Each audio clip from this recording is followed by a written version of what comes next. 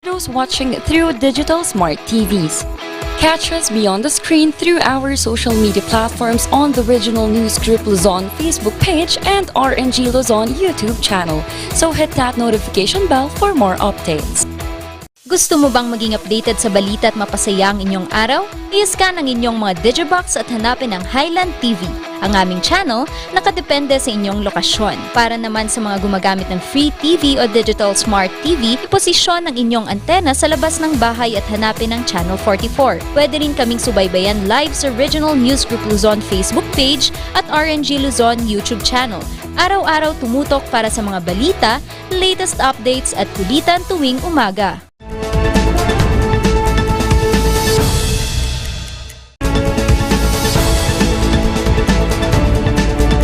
Narito na ang mga nagpapanggang balita. PNP hirap sa pagtukoy sa mga marijuana cultivator sa Cordillera. Produksyon ng bigas sa Kalinga pinapalakas ng Department of Agriculture. Ilang mga tricycle driver umaapilang magkaroon ng fuel subsidy. Pamamaalam ng mga opisyal ng Baguio naging emosyonal. Libreng gamutan sa mga batang may clubfoot, hatid ng isang NGO. Pride Month, ipinagdiwang sa iba't ibang paraan at pagtatapos ng isang miyembro ng LGBT community, trending sa social media.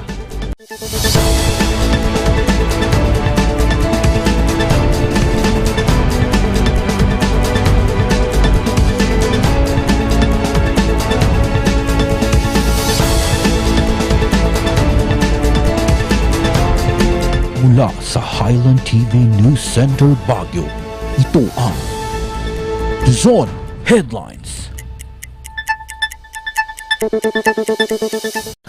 Taimbag nga rabii amyanan na Luzon, hatid namin ang mga pinakabago at may init na balita. Hirap pa rin ang PNP na matukoy ang mga cultivator ng mga plantasyon ng marijuana sa rehiyon ng Cordillera. Kung bakit, alamin sa report ni Charles Limon. Karaniwan ng ganap sa operasyon kontra droga ang marijuana eradication sa Cordillera. Madalas, walang nahuhuling cultivator. Aminado ang mga otoridad, hirap sila sa aspetong ito. Merong mga personalities na pinasuhan na nagtanim ng marijuana doon mismo sa mga bakod nila, or yung mga marijuana plant is nakatanim doon sa pot na within their sa bahay nila. So as regard sa mga marijuana eradication natin sa mga bundok, wala pa tayong update kung ano na po yung proseso. Karamihan kasi sa mga plantasyon ng marijuana na sinasalakay ay nasa kabundukan o kaya'y nasa communal forest. Kaya umaasa ang DILG at mga otoridad sa mga kapitan ng barangay na bantayan ang kanilang nasasakupan. Mula Enero hanggang Hunyo ngayong taon, aabot sa 116 na mga marijuana eradication operation ang isinagawa sa Cordillera. Aabot sa 782 million pesos na ang halaga ng mga sinirang marijuana, pero 5 lang ang nahuhuling cultivator. Ang measure natin kasi dito is first and foremost we do audits, and doon natin nakikita kung yan ang isang measure kung napabayaan ng ating mga barangay officials yung kanilang mga trabaho. So earlier during our previous audits, meron din tayong mga na-show post na mga local officials, na mga barangay officials. So yun po. Hindi po natin yung action plan ng BADAC. Since grinant na natin yung kanilang status as drug cleared or drug free. So hingin natin yung kanilang action plan kung paano i-maintain yung kanilang status. Kung maibibigay nila yung hinihingi natin, actually it is. Kaya para mahuli ang mga cultivator at maging mga financier, masusing nagsasagawa ng paper trail investigation ang PDEA.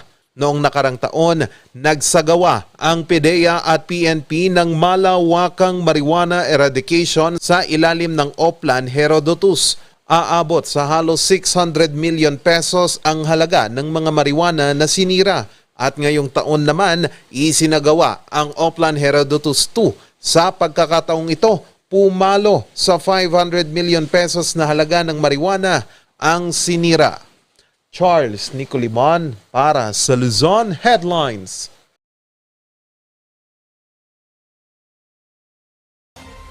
Tinututukan ngayon ng Department of Agriculture ang pagpapalakas at pagpapalago ng produksyon ng bigas sa lalawigan ng Kalinga. Magbabalita, Randy Guzman.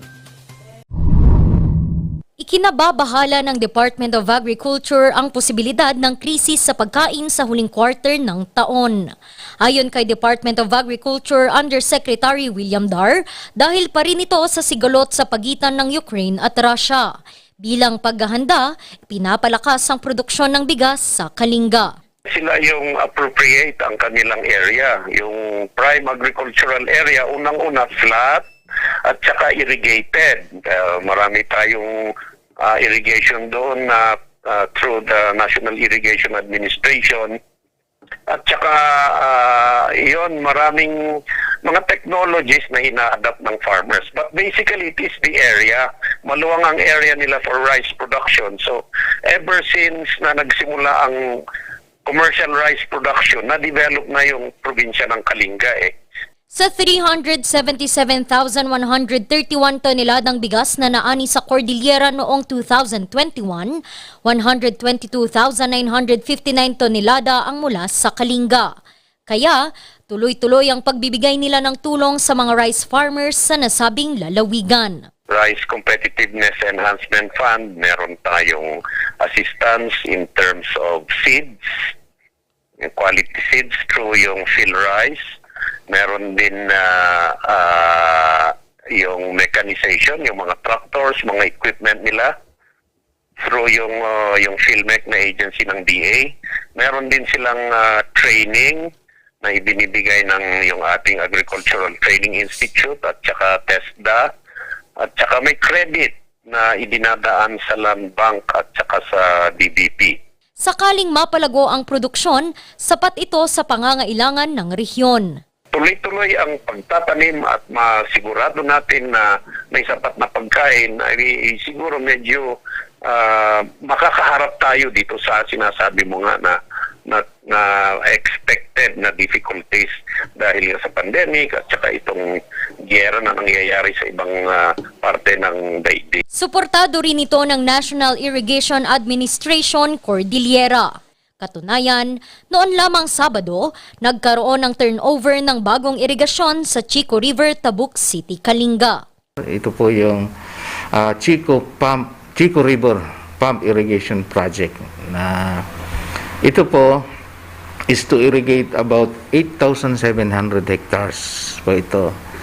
Merong part ng Cordillera doon, particularly part ng Kalinga, na about 1,170 hectares na mapatubigan within Pinukpok area of the municipality ng Kalinga.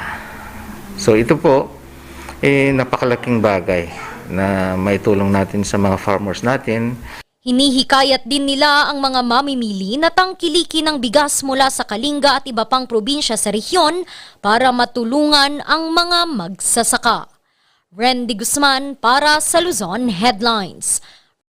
Sa iba pang balita, problema pa rin ng mga tricycle driver ang kawalan ng fuel subsidy. Magbabalita, Sofia Pagaduan. 30 taon ng tricycle driver si Mang Agustin. Ngayon lang daw niya ininda ang pasakit na dala ng pagtaas ng produktong petrolyo. Dahil dito, napilitan siyang maghanap ng ibang mapagkakakitaan. Nung nagtamas yung gasolina, siyempre pag inisip ko na yung mag-online sa mga pupunta ko sa ibang lugar para maggupit. Kasi pag magugupit ka na yung gasolina mo naka-sticker lang yung tricycle doon. Yung ginagawa mo lang, nagugupit ka, then pag uwi na lang, gano'n na lang. Kasi pag sa tricycle lang talaga, mahirap din kasi lalo na pag walang pasada, inisip mo pa yung pag-gasolina, inisip mo mahal na. Imbes na mapunta sa kanyang pamilya, ang kanyang 500 pisong kinikita kada araw, napupunta ang kanyang kinikita panggasolina. Mahirap kasi una, binabudget mo yung pamilya mo, yung pagkain. Lalo naman nagpapagatas ka, lalo na sa akin, nagpapagatas ako. Tapos kung nagkasakit yung anak ko, nakapiktuhan dahil sa pagtas ng gasolina kasi hindi na mapunta din sa family. Inisip mo yung gasolina kasi wala ka ng pang-emergency na gagamitin na panggas. Pati ang presidente ng kanilang Tricycle Operators and Drivers Association o TODA, nag-iisip na rin ng paraan para matulungan ang kanyang mga miyembro. Pumunta sila dito at kinuha lahat yung master list namin. Lahat ng miyembro ng Kabatuda na legal ng Department of Labor. Lahat nila yung mga pangalan namin at mga digital account para sinasabi nga nila na papasokan nila ng fuel subsidy. Hindi lang nila sinabi kung magkano. Pero as of now, wala pa rin. Si Agustin at Numeriano ay representasyon lamang ng karamihan sa mga tricycle drivers na hindi pa rin nakatatanggap ng tulong. Pati fuel subsidy nga mga bulanan. Pati tupad kayo. Wanan ang talaga mga bulanan. Natupad, tinupad dan. Abril ngayong taon nang ilabas ang memorandum ng Pantawid Pasada Program for Tricycle Drivers. Naglalayon itong mabigyan ang lahat ng mga tricycle drivers at operators ng fuel subsidy dahil na rin sa patuloy na pagtaas ng produktong petrolyo. Ayon kay Transportation Assistant Secretary Steve Pastor, ang fuel subsidy na maibibigay sa mga tricycle drivers ay nagkakahalaga ng 1,000 piso. May nagbabadyang muling pagtaas ngayong linggo sa diesel at kerosene, pero may pagbaba naman sa halaga ng gasolina dahil pa rin ito sa patuloy na paghina ng halaga ng piso kontra dolyar. Sofia Pagatuan para sa Luzon Headlines. Puno ng emosyon ang pamamaalam ng 5 opisyal ng pamahalang lungsod sa pagtatapos ng kanilang termino ngayong taon. Magbabalik sa report, Charles Limon. Puno ng emosyon ang send-off ceremony sa harap ng Baguio City Hall kanina. Maraming salamat po. Mabuhay. And I always say, I love you all. I will miss you. Para kay Councilor Zambrano, bagamat natuldukan na ang karera sa politika, tuloy pa rin ang paglilingkod sa lungsod. It has been my honor serving our constituents with you. My political career ends, but my public service remains. And to everyone, this is Elaine Dominguez Zambrano, signing off as your councilor. Pasasalamat naman sa amang yumao ang sinambit ni Councilor Ortega. Umupo ito bilang Committee Chairman ng Public Protection and Safety, Peace and Order. I end this term as a City Councilor. I do so with pride and honor, knowing that I will leave a mark through the brand of service I was able to provide for the people of Baguio City. I know in my heart that the legacy of Marcang Bungo will forever live in the hearts and minds of our Kasyudadans. Above anything else, I'm happy to know that my father is proud of what I have accomplished. Malaki din ang naging ambag ni outgoing Councilor Joel Alangsab sa laban ng lungsod sa pandemya. Kasama sa mga ordinansang ipinasa nito ang maigting na kampanya kontra paninigarilyo at responsableng pagmamama. My life has been devoted to public service, 25 years. But at the same time, all of my life has been focused on service. It has been 25 years, and I want to rise today to thank the people of Baguio for your unending trust and confidence. Continue to live the legacy that we have started. Tapos, ini-encourage ko din, ituloy pa rin natin yung mga advocacies. Even for me, as I leave the city, I continue the advocacies that I have gained here. At saka the experience na nabigay sa atin dito. Like for example nga, kailangan natin ang righteous government and a disciplined citizenry. So yun ang gusto din natin na parating isasabi. And of course, the legacies that we have left in our resolutions and ordinances. Maliban sa mga outgoing councilors, pinasalamatan din si outgoing DILG Baguio City Director Evelyn Trinidad.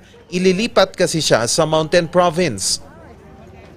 Outgoing officials, I hope that when you look back to those days, you have dedicated your personal time and exhausted even your personal resources to be able to successfully complete a task or execute a plan. You were always there to support me.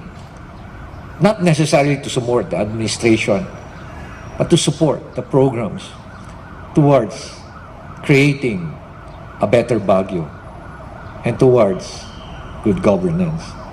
Sa ika-30 ng Hunyo, manunumpa sa Baguio Convention Center ang mga bagong halal na mga opisyal ng lungsod. Charles Nicolimon para sa Luzon Headlines.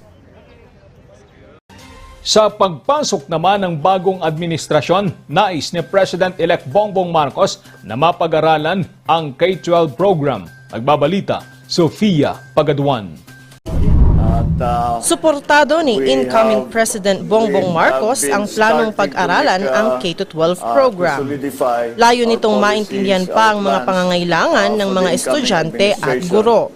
Very good grading before. Pagka tayo tinitingnan ng Asia, yung literacy rate, yung pagsalita ng English, pati sa science, sa math, mataas tayo noon eh.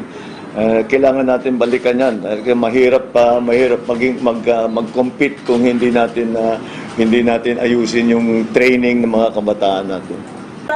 Nais ding mapataas ang level ng English language skills ng mga estudyante. They also need to improve and develop their proficiency levels in the use of English.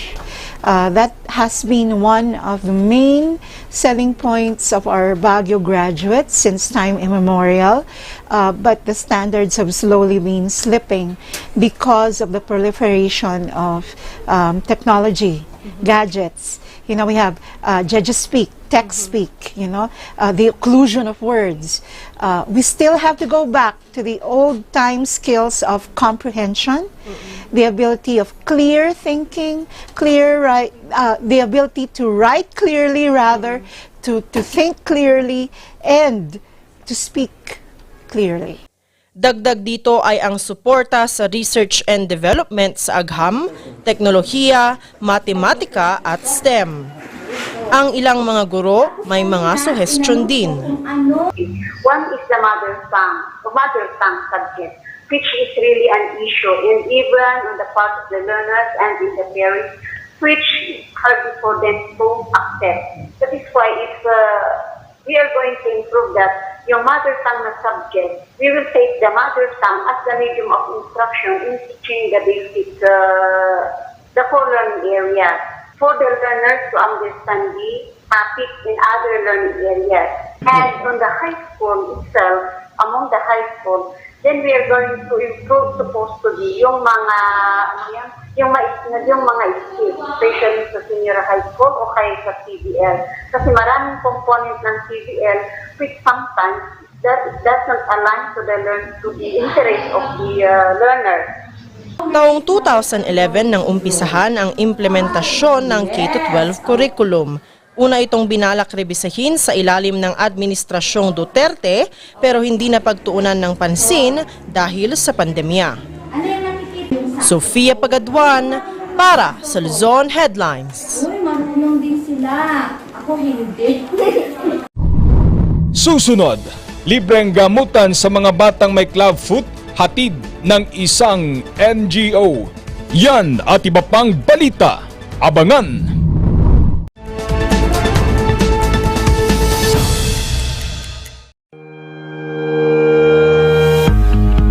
The Baguio Country Club, the first and only 5-star mountain resort in the Philippines, is fully equipped and ready to welcome you back. The club has thoroughly worked on adapting to the new normal. The usage of any of the facilities and amenities of the club is governed with specific rules, regulations, and procedures in accordance to the medical, physical distancing, and disinfecting protocols. And as you return back here to your second home and make new memories with us, we assure you that at the Baguio Country Club, you do not have to worry because we can assure you that the club continuously puts great importance to the health, safety, and wellness of its members, guests, and employees. Coronavirus. Dahil dito, may mga bagay na hindi mo na magagawa. Ngunit, may katuwang ka. PDA or Pau de Arco Herbal Capsule na may antiviral quercetin at immunity booster. Mag-PDA or Pau de Arco Herbal Capsule araw-araw para iwas sakit, iwas virus.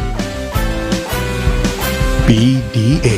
Proteksyon, depensa, alay sa kalusugan. PDA or Pau de Arco Herbal Capsule is available in all leading drugstores nationwide. Another quality product of Aldrich Corporation.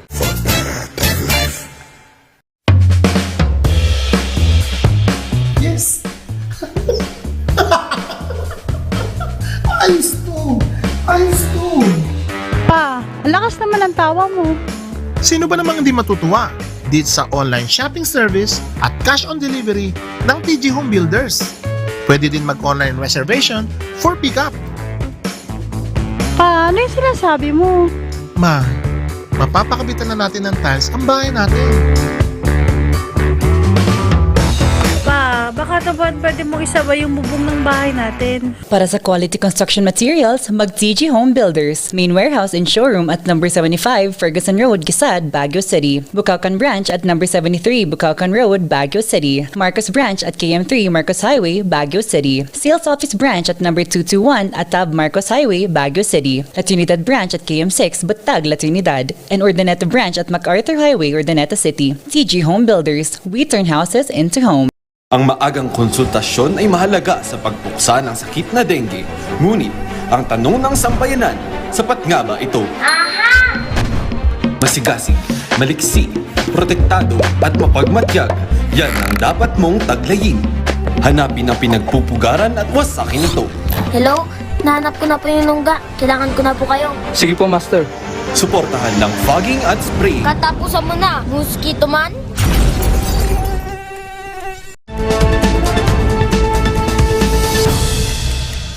Katuwang ngayon ng mga magulang ng mga batang may club foot, ang isang NGO ng hatid ay libreng gamutan. May kwento po si Randy Guzman. Hindi maitago ni Edith ang kanyang tuwa tuwing nakikitang tumatakbo o naglalakad ang 3 taong gulang na anak na si Amber. Ipinanganak kasing may club foot ang bata. When I gave birth, the OB said na she's a little club foot on the right foot. So, hindi ko kasi alam kung ano yun. So, hindi nakita sa ultrasound, sa x-ray. So, medyo worried. Kasi, I'm not aware. I don't know what club foot is. So, worried. Kasi, syempre, when you give birth, all you ever want is your baby to be healthy, complete, and no defect. So, syempre nagulat. So, medyo stress.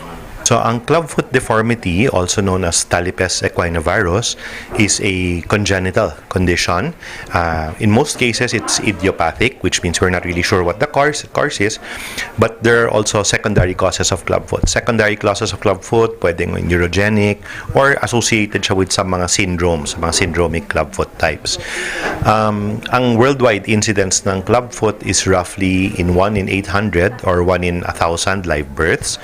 So, it means that talagang nangyayari siya regularly.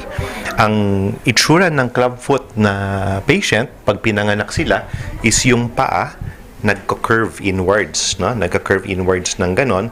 So, para siyang golf club, kaya yung term na clubfoot, no? So, as you can see, coming in, ang galing-galing na maglakad ni Amber, diba? Ang ganda-ganda na ng lakad niya. Tsaka plantigrade. Tsaka plantigrade yung foot niya. So, Ayon kay Dr. Leung, hindi pa matiyak kung ano ang sanhi ng pagkakaroon ng club foot.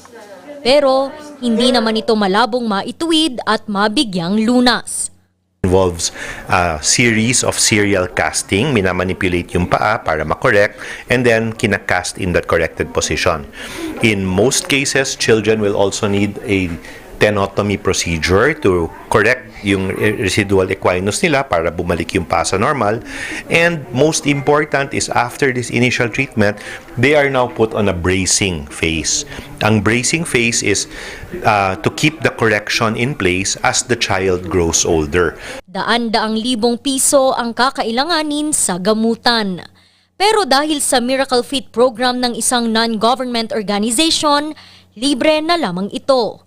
Sa ngayon, we have about 30 hospitals and clinics all over the country kung saan nagpo-provide kami ng mga materials, support for the treatment of clubfoot. Lahat po yan ay libre dun sa ating mga partner hospitals and clinics. So dito po sa Cordillera, ang partner natin is yung Benguet General Hospital at Baguio General Hospital. For children of walking age. Sa si Amber sa 82 bata na kasalukuyang tinutulungan ng Miracle Fit Benguet Group. Priceless. Very thankful that there are people who and parents who also have this yung defect na meron yung mga bata. Huwag kayong mag-worry kasi may people like Doc Haya, Ma'am Haya, Doc JP, and others who are helping, who will help you understand, and who will help you na you will see your child walking na you never thought it would happen. So after you will see all yung hirap nyo na pipila sa hospital and everything, it's all worth it. Linggo-linggo, nagkikita-kita ang mga magulang at mga bata sa Benguet General Hospital para maipasuri ang kalagayan at pagbuti ng paan ng mga bata. Randy Guzman para sa Luzon Headlines. Trending ngayon ang pagtatapos sa kolehiyo ng isang miyembro ng LGBT community. Pride Month, ipinagdiwang sa iba't ibang paraan. May kwento si Randy Guzman.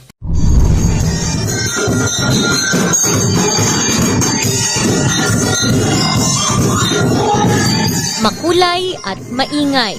Ganyan ipinagdiwang ng mga miyembro ng LGBT community sa San Fernando, La Union ang Pride Month. Suot ang kanya-kanyang outfit, pumarada sila sa sentro ng lungsod noong Sabado habang iwinawagayway ang makulay na bandera o LGBT flag. Noon ring Sabado, sa pamamagitan naman ng isang karera, ipinakita rin ng mga siklista mula La Union ang kanilang suporta sa LGBT community sa ginanap na Pride Ride 2.0. Ilan sa mga lumahok, nagsuot pa ng mga costume at makukulay na kasuotan. Isa pa sa mga atraksyon sa San Fernando, La Union, ang makulay na hagdan na ito ng isang overpass na tinatawag rin nilang the Rainbow Stairway. Isang pedestrian lane naman ng isang pribadong kumpanya sa Tarlac ang pininturahan ng iba't ibang kulay bilang pakikiisa rin sa Pride Month. Hindi rin nagpahuli ang Kapitolyo ng Tarlac na nagmistulang tourist attraction dahil sa makulay nitong pailaw ngayong Pride Month.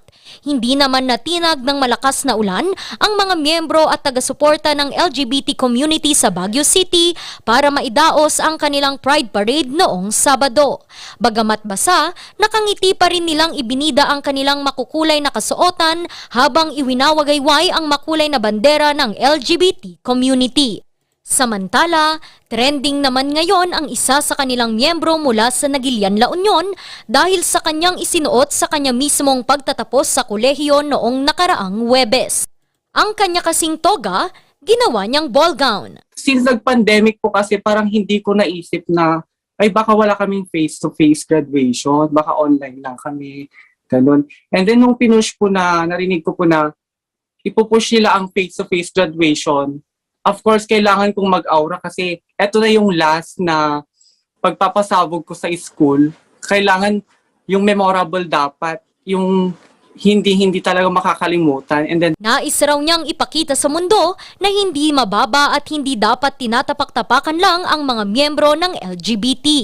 Inialay niya rin umano ito sa kanyang mga magulang na nagpursige na siya ay mapagtapos. Sa lahat po, especially God and my parents, very thankful po ako sa pag-support since bata po ako, and then hindi po nila ako pinabayaan, and then hindi ko po na-feel sa kanila yung discrimination po talaga. Like, inuring nila ako normal na tao. Sa kasalukuyan ay mayroon ng 1.1 million views at 136,000 likes ang kanyang video suot ang toga gown.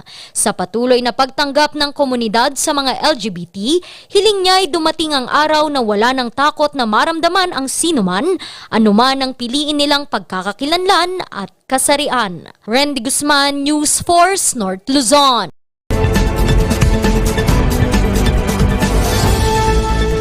Ang photos and messages obtained from a Facebook Messenger account admissible in evidence kung meron tayong kaso sa korte. Recently, the Supreme Court issued a 31-page decision at sinabi nila na ang mga post natin, no, na akala natin ay private in nature, ay yung mga nasa messenger, yung mga sinasabi mong PM me or DM me, are private messages or photos between the account holder and the person the message is being sent to. Meron tayong bagong ruling na ginawa ng Korte Suprema. This is based on a 2016 case nung nangyaring isang lalaki nagkaroon ng relationship between him and a 14-year-old girl using the cell phone of the mother. And of course, ang conversation nasa Facebook Messenger, and in one of their conversations, itong lalaki ay kinumbinsi niya yung 14-year-old girl to show and take photos of her private parts. At sinend dito sa lalaki. At nung nagka-problema sila, the guy threatened to show or post or share yung mga photos of the private parts of the girl dun sa kanyang Facebook or in public. And of course, itong lalaking ito ay na-entrap at hinuli and was charged for Anti-Child Pornography Act, considering that the girl was only 14 years old at that time. Nagkaso, na-convict sa Regional Trial Court based on the photos na na-send sa messenger based on their conversation. At nung dumating sa Supreme Court, sinabi niya, private po yung messages na rinirelay ko, Facebook Messenger. And kung private yung messages, then lalo na ang mga photos na nagpapalitan doon sa messenger. Sabi ng Korte Suprema, na even if the messenger is supposedly private in character, there is evidence that the post and the photos have become public when the petitioner dito, yung lalaking ito, pre-process niya yung personal information. At he threatened to bring these photos and messages to the public. Yung Data Privacy Act cannot apply to the petitioner here, yung akusado sa lower court, because yung processing of personal information related to the determination of criminal liability on a data subject cannot apply to him, considering that he already threatened to put into public yung kanyang mga content doon sa messenger account. And sabi nga ng Korte Suprema, doon sa deliberations ng Anti-Child Pornography Law, it is clear that the illegal acts are not merely prohibitions, but by the act itself, pag you engage in pornography with a child or with a minor, that act itself is a ground for conviction of the person accused of the law. At ito nga ay fair warning na sa lahat. Dati-rate, pag nag-post ka in public, we are saying transparency, and still you can be liable for data privacy law, you can be liable for cybercrime law. Ito ngayon ay in-expand ng ating Korte Suprema that even messenger or messages in the messenger or photos in the messenger can now be used as evidence against you in case you are sued for criminal liability.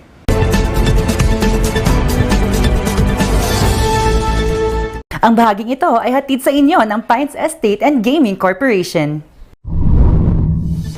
Kasaysayan ng pamosong bahay bakasyonan sa Baguio ipinasilip sa isang museum, sining at kultura, buhay na buhay sa kahabaan ng Session Road. Ang kwento, susunod na.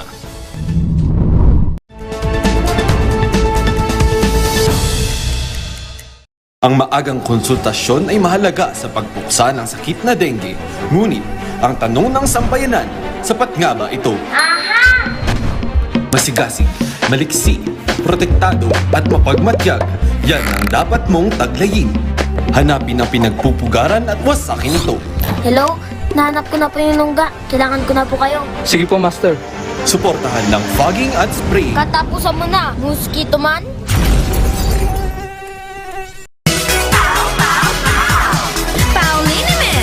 Masakit ba ang likod, ang kasu-kasuan? Namimitig o masakit ang iyong kalamnan? May rayuma, arthritis o nahihilo? May stiff neck, flatulence o masakit ang ulo? Sa Pauliniment, yung haway, garantisado. Pauliniment, isang pahig ka lang. Dahil walang out sa Pau! Sa milk din ng batang 90s, tara't atin lang i-try. Ang batang 90s milk tea, di ka magsisisi, promise. Sa milk din ng batang 90s. Ayun, may target na ako. Lagot ka sa akin! Sa panahon ngayon, dumarami na naman ang lamok. Oras na para mag-4S. Una, suyurin at sirain ang pinagmumulan ng mga lamok. Pangalawa, sarili ay protektahan laban sa lamok. Pangatlo, sumangguni agad sa pagamutan kapag may sintomas na ng dengue. Pang-apat, sumuporta sa fogging or spraying kapag may banta na ng outbreak. Pangalagaan ang sarili laban sa kagat ng lamok. Mag-4S tayo para dengue out! Mazar Music offers a complete line of musical instruments.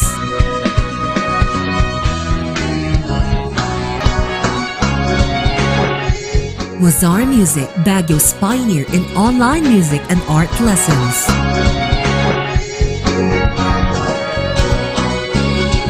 Mazar Music, bringing music closer to your hearts.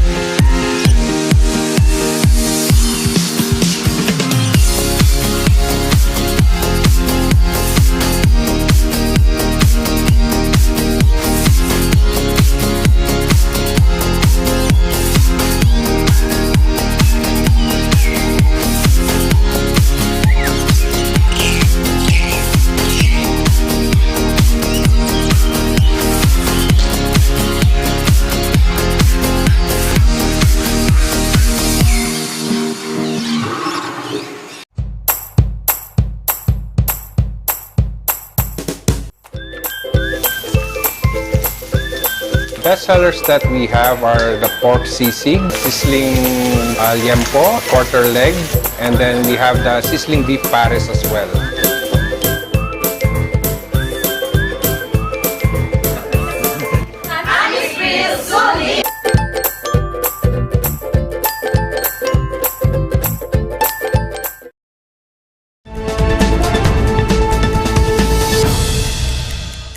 Ipinasilip ng pamosong bahay bakasyonan sa Baguio City ang mayamang kasaysayan at kontribusyon nito sa turismo at ekonomiya ng lungsod. Magbabalita, Charles Limon. Isa sa mga tinitingala sa tourism industry ang Baguio Country Club. 2, 1. Sa pag-alala sa ika-117 anibersaryo ng pagkakatatag nito, binuksan ang bagong pintuan para sa mga gustong makasaksi kung paano ito nakilala. Another special milestone for the club's 117th year in existence with its rich history, culture, and heritage. A feat we share with the city of Baguio from its shared beginnings and founding. Baguio's history is forever intertwined with the club's beginnings, present, and future. Isa si Mary sa mga may malaking ambag sa museo. Anya, malaking pagsubok sa kanila ang pagbuo nito sa loob ng 2 buwan. All our old pictures of the club and memorabilia of the club from the 1900s up to 1990 were burned during the December 20, 1990 fire that damaged the club. So in short, we have nothing to start with. So the load of work was focused on gathering old pictures of the club from different sources. Matatagpuan sa museo ang iba't ibang mga katutubong gamit, kitchenwares, mga muebles at iba pa. Isa sa mga itinuturing na pinakaimportanteng parte ng museo ang mga larawan mula noong 1900s. Ang pinaka-importante talaga that area eh. Doon mo makikita paano tayo nagsimula. In that area, makikita mo yung mga tao behind the existence of the club, how they protected the club, how they preserved the club. Mayroon ding diorama ng madugong labanan noong ikalawang digmaang pandaigdig. Ginamit noon ng mga Hapon ang hotel bilang headquarters. Binigyan din ng pagkilala ang sikat na Raisin Bread. Ayon sa Department of Tourism Cordillera, magandang paraan ito para mapalakas ang history tourism ng lungsod. Gusto rin natin i-focus din sa historical value ng Baguio City ang City of Baguio, no? Kasi of course we are known for so many other things ng Baguio City, yung nature, people want to come here because of the weather, ganyan, also the food, also the creativity, and so on and so forth. In-enjoy naman ng mga turista at mga residente ng lungsod kahapon ang Session Road sa kada linggo nitong pagsasara.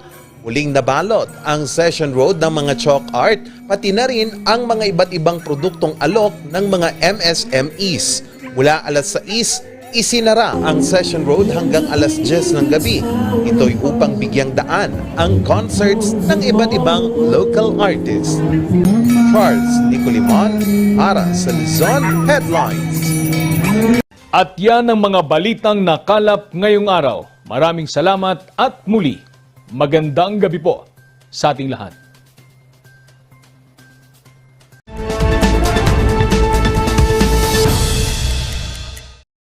Recount the narratives that matter with these simple steps. Rescan your DigiBox